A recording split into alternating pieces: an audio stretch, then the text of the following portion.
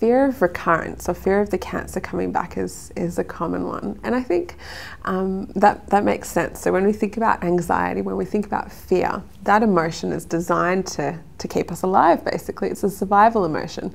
So way back when our ancestors, were cavemen or whatever, living in the forest, fear was the thing that kept them alive, that kept them from being eaten by bears and lions and things. So fear is this like really important survival emotion.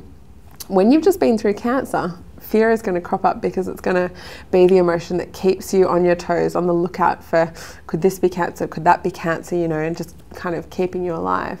And I think it's important to know that after you've been through cancer, your kind of alert system and your fear response is going to be a little bit more hyperactive than what it used to be.